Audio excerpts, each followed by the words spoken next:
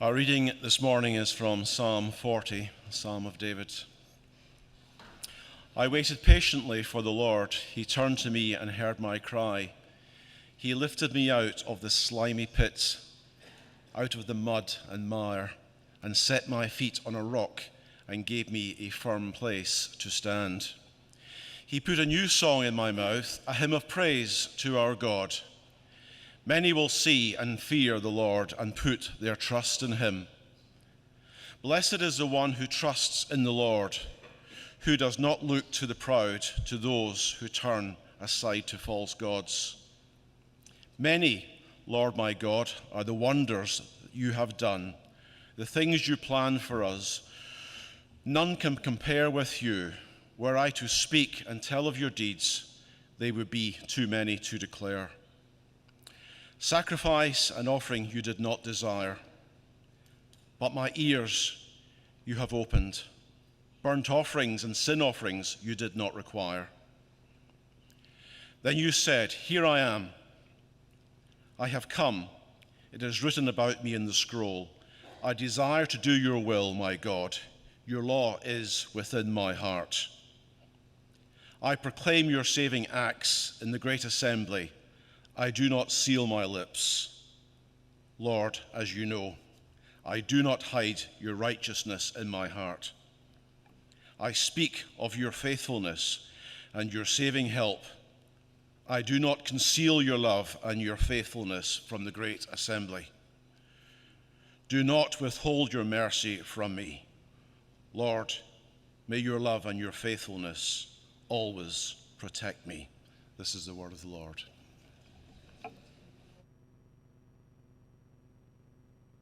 Good morning.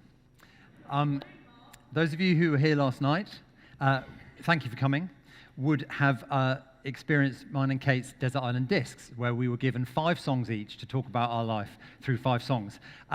Absolute nightmare. I had a short list of about, 75 songs, and Neil said I had to do 5. So one of the bands that didn't make it, which should have made it, was that band that I was just playing. Which band was that? Very good. So that was a U2 song. And U2 were a massive band for me growing up, as many Christians in the 80s were. So I was disappointed that a U2 song didn't make the final 5. But that song is, what's that song called?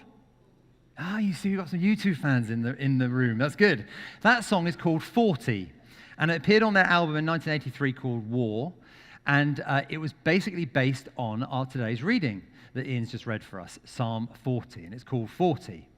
And if you were lucky enough to see U2 play live in their early days, certainly in the 80s, I don't think it carried on much beyond the 90s, but in the 80s, anyone see U2 in the 80s?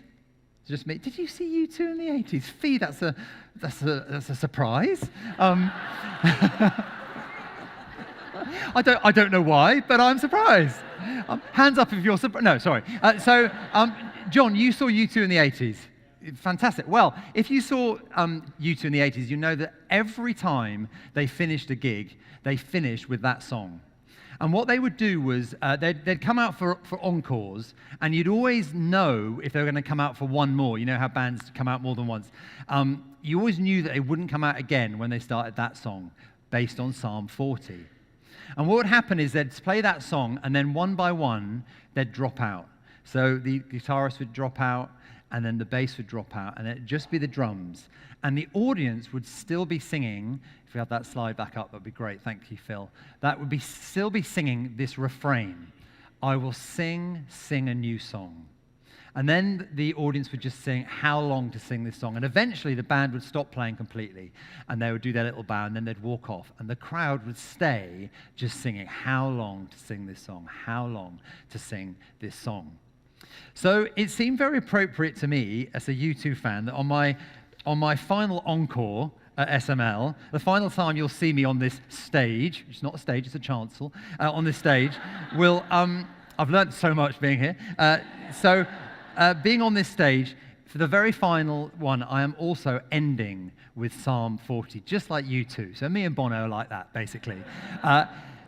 I'm going to come back to Psalm 40 and to you two in a moment. So it's not completely just about me doing my last encore.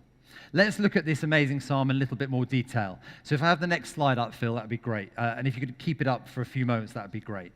What we see in this psalm is that David is in some sort of trouble.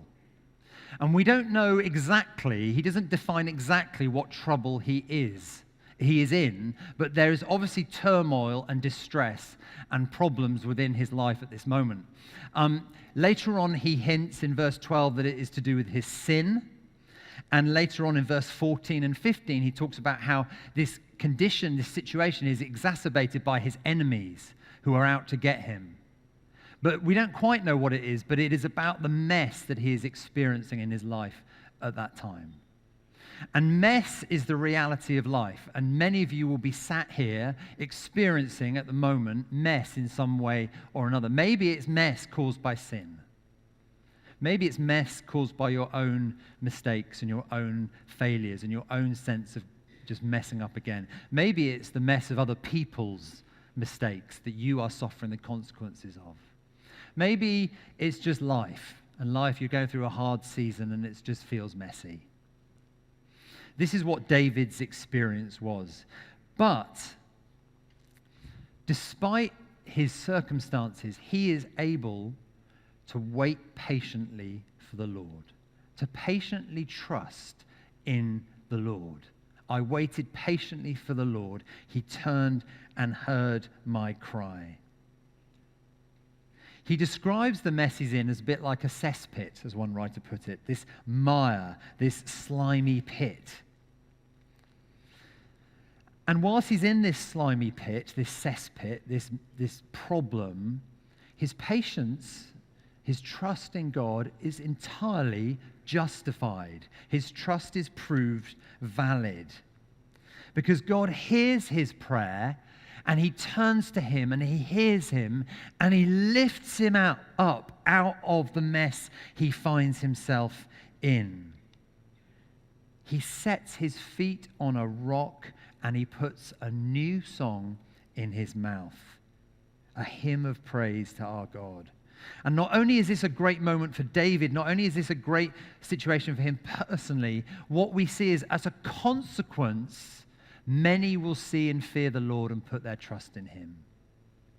What David has experienced, the mess he is in, God's rescue, lifting him out of the mess, has a profound impact on those who witness it. And therefore, they too see and fear the Lord and put their trust in him. That's what Psalm 40 is about. Now, where is this firm place? What is this rock that his feet are planted on? What is the basis for his confidence?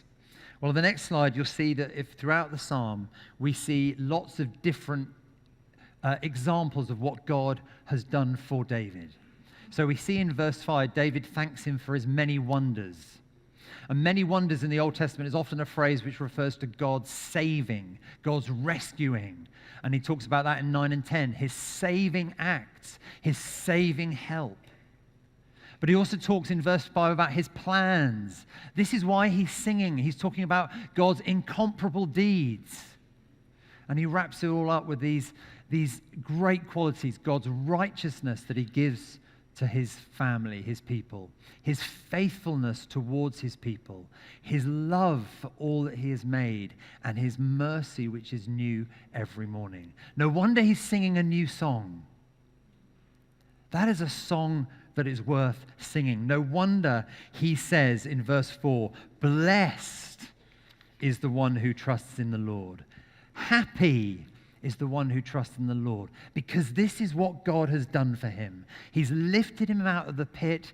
He has performed wonders. He has saved him. He has plans for him. He has carried out incomparable deeds, and he has demonstrated his righteousness, his faithfulness, his mercy, and his love for each person. That's why David sings.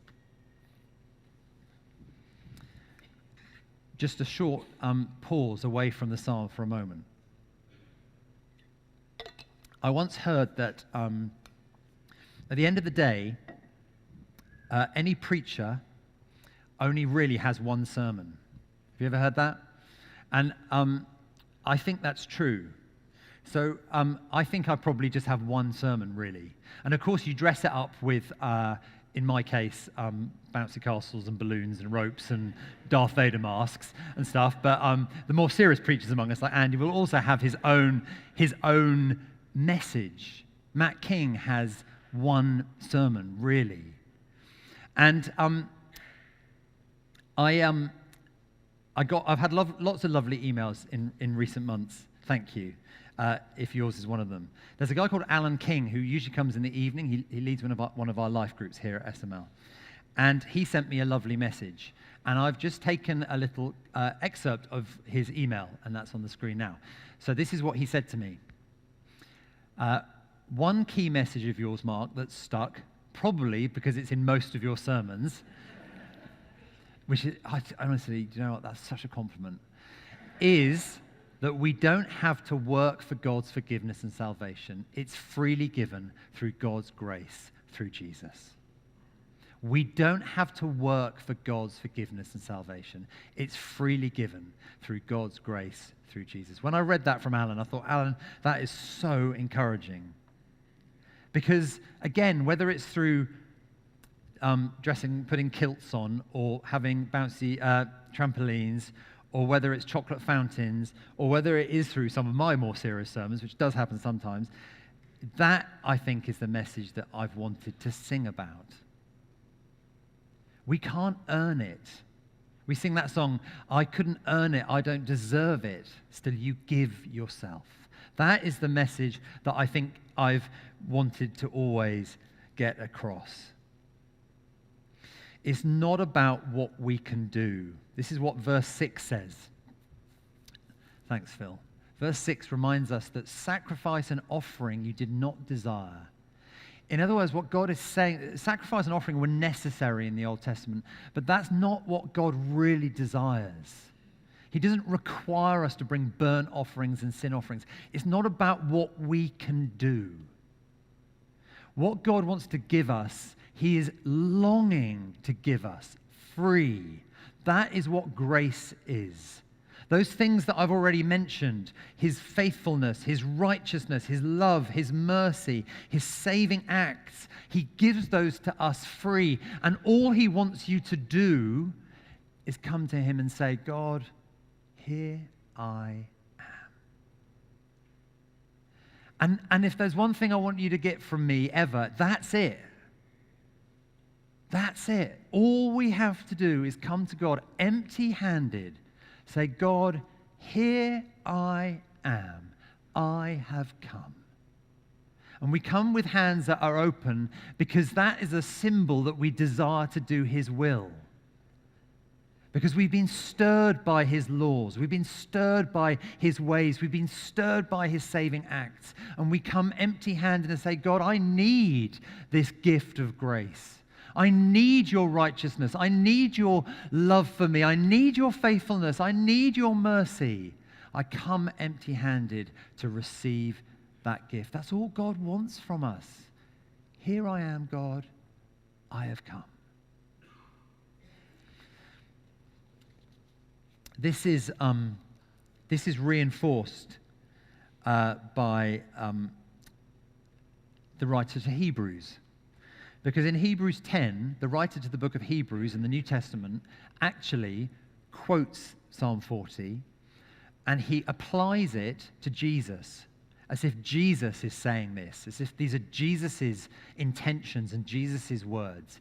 And it's sorry, it all looks a bit messy on there. It's long and wordy, so read it at home sometime if you've got the time. But if we unpack that a little bit, what we see is this is exactly what I'm saying. First of all, we know, and Matt touched on this last week when he talked about Philippians 2, because actually the parallels with Philippians 2 are incredible on this. First of all, we see from this that Jesus came to earth in human form. He says, verse 5, a body you prepared for me. He came in human form. But as we know, and as Philippians 2 teaches us, He didn't just come to earth in human form. He came obedient to the will of His Father. I have come to do your will, my God. David said that in the psalm. Jesus says that. I have come to do your will, O God. Can we go back to the slide before? Thanks, Phil. But not only was he obedient to the will of his Father, he was obedient to the will of the Father, even though it meant going to death. This final, once-for-all sacrifice that means no other sacrifice is necessary. It says at the end of that he set aside the first to establish the second. He did away with the old need for us to do something and established this new way where we simply come and receive the free gift of what God has done for us and what Jesus earned for us on the cross. That we have been made holy through the sacrifice of the body of Jesus Christ once and for all. We cannot make ourselves holy. We are holy because of what Jesus did on the cross. We have to come. God, here I am, unholy. I have come to you, God, unholy. I need you. I need your grace in my life. And I receive from you your gift of righteousness and your faithfulness because of your immeasurable mercy and love for me.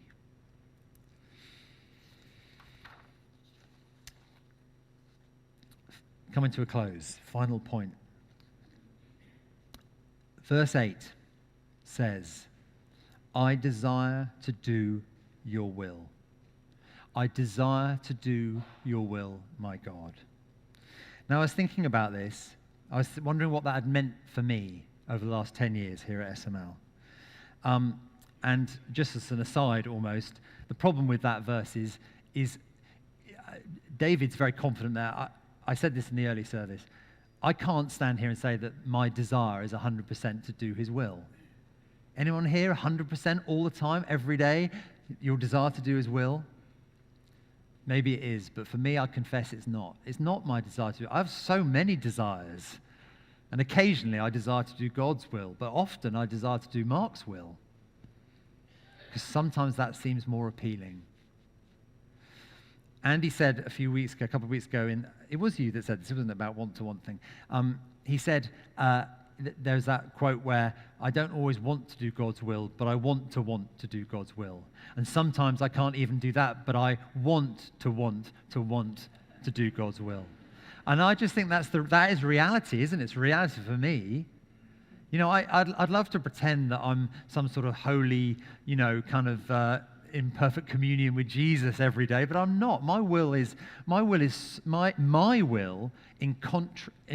in contrast to God's will is sometimes very strong. What does Paul say? What a wretched man I am. But I want my desire to be that I desire to want my desire to be to do God's will. So what is my desire? Well, I think my desire has been, certainly in ministry, is to sing to you. And I've had the privilege in recent months of doing that more musically. Hallelujah. There we go. And once on that, years ago. That's for you, Pete. But more often than not, I've sung to you through sermons. And that's been the desire of my heart. I think God's will has for me to come and sing to you. And why has he wanted me to sing to you? He's wanted me to sing that it's all about grace. He's wanted me to sing Alan's email. Bless Alan. We don't have to work for God's forgiveness and salvation. It's freely given through God's grace, through Jesus. Now, whether I've achieved that or not, you'll be a better judge. And I won't always have achieved that, but I think that's been God's will for my life, is to sing to you this single message of grace. Let's look at verse 9 briefly. This is a great church. You are a great bunch of people. Kate and I have been overwhelmed by, well, not just what you've said in the last couple of days, but by being here for 10 years. This is a great community of believers. This is a great assembly. It is. I proclaim your saving acts in this great assembly. I don't seal my lips. I don't keep it to myself, Lord, as you know. I don't hide your righteousness in my heart, but I speak of your faithfulness, and I speak of your saving help. I don't conceal your love and your faithfulness from this great assembly gathered here at St. Mary's, Longfleet. And my prayer is that as we go on, that we will continue to sing of God's great faithfulness in a new, slightly smaller assembly in East Oxford. But that's been my heart. That has been my desire, is to do God's will by sharing about his grace. He lifted me out of the slimy. He lifted me. He did. If you've never experienced God's lifting out of the mire, then come and see me at the end, and you'll have to queue up, I'm sure, because there are quite a few hugs to get through. Actually, no, that's not a good idea. Come and talk to Andy at the end. If you've never experienced Jesus lifting you out of the mess you are in, today's the day to turn to him, to come to him and say, here I am. I have come to you. He lifted me out of the slimy pit. He lifted me out of the mud and mire. He set my feet on a rock, the rock that is Jesus and all that he has done for us. He gave me a firm place to stand. He put a new song in my mouth and a hymn of praise to our God. At the end of the U2 concerts, they sing, how long to sing this song? God willing, that'll be for the rest of my life. I will sing this song. How long to sing this song? That's a song to sing forever. One of the best songs one of the songs that meant so much. And thanks Jeanette, we sang it last night, and I think we're going to sing it now. And it was a song that Andy Dolson also said was his song when he left, not that long ago. So it was obviously the key song. Goodness of God. All my life, God, you have been faithful. All my life, you have been so, so good. With every breath that I am able, I will sing of the goodness of God. I will wear a Darth Vader mask to declare the goodness of God. I will cycle down the aisle to declare the goodness of God. All my life, you have been faithful. May that be true for me and Kate in the years ahead, and may that be true for you. You will sing a new song, a song of God's faithfulness.